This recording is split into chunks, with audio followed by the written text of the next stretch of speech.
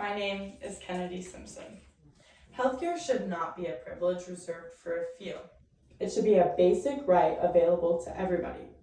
Today I want to talk about why healthcare must be affordable and accessible, and more importantly, how we can move toward a system that truly serves all people, not just those who can afford it. My first example today is going to be Christina Brown. She's an 18-year-old woman who found a lump on her breast. For 4 months, she didn't get the proper health care. Why do you think she didn't get this? Was it because of her race, because of her gender, because of her financial situation? This is why I think everyone should get affordable and accessible health care. First, we are going to consider what accessibility and affordability really means. Accessibility means that every individual, regardless of their income, their background, or their location, can receive the care they need. Affordability ensures that getting that care doesn't lead to financial hardship. When those two elements are missing, people delay treatment, they ignore their symptoms, and they ultimately face more serious health problems down the line. One of the most important steps towards improving healthcare is promoting equality and availability. Ensuring that there's equal access begins with clear policies and clear expectations. Healthcare systems must establish guidelines that prioritize fairness and inclusivity. This includes training providers to recognize and eliminate the bias in healthcare. When doctors, nurses, and staff are properly trained, they are better equipped to treat patients with respect, understanding, and regardless of their circumstances. Another critical component is the regulation of new technologies. Technology has the power to transform healthcare, but only if it is used fairly. Without proper oversight, and advanced treatments and tools may only benefit those who can afford them. Ensuring that technologies are distributed equally helps prevent the disparities from growing even wider. Oversight of services also ensures that healthcare providers can help accountable, maintaining quality and fairness across the system. Reducing these out-of-pocket expenses is another really key factor. High copays and deductibles often discourage people from seeking care. When individuals have to choose between paying for a doctor's visit or covering basic living expenses, their healthcare becomes inaccessible by default.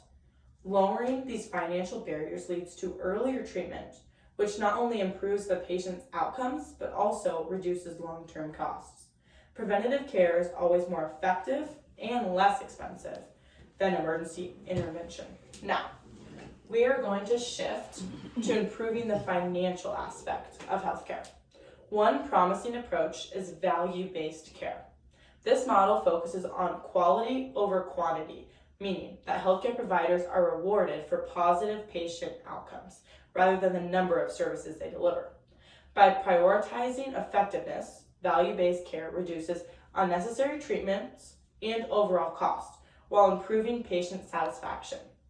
Technology systems also play a major role in financial improvement. Modern tools and online charting systems allow providers to track their patient progress more efficiently and accurately. These tools reduce administrative costs and minimize the errors, which ultimately lowers the expenses for both providers and the patients. When healthcare systems are streamlined, everyone benefits. Standardizing treatments is another way to create a more efficient system. By using the evidence-based protocols, healthcare providers can ensure that patients receive the most effective care available. This reduces the variation in treatment and prevents unnecessary procedures and improves overall outcomes. Efficiency in healthcare delivery is not just about saving money, it's about providing the right care at the right time. However, when improving healthcare, it's not just about systems and policies, it's also about the people. We must adapt our solutions, and we must make healthcare more affordable and inclusive for everybody. This requires a willingness to change and a commitment to fairness. Change is possible when we prioritize equity and listen to diverse perspectives. Every voice matters in this effort. Patients, providers, and communities all day play a role in shaping the future of healthcare. Collective advocacy can push hospitals and healthcare systems to reform outdated practices and adopt more inclusive approaches. When people come together, they demand better access and affordability. Meaningful change becomes possible because of these people. In conclusion, affordable and accessible healthcare is not just about an ideal. It is a necessity. By ensuring this equal access, we can reduce financial barriers and improve efficiency.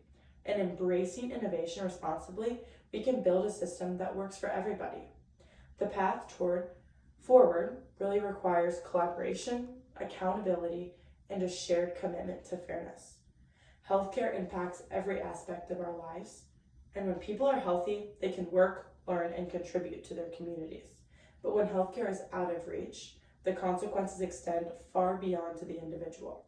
That is why this issue matters, not just for some, but for all of us. The future of healthcare depends on the choices we make today. If we choose fairness, accessibility, and compassion, we can create a system that truly reflects the needs of society, and that is a future worth working toward. Thank you for listening today about why and how healthcare should be accessible and affordable.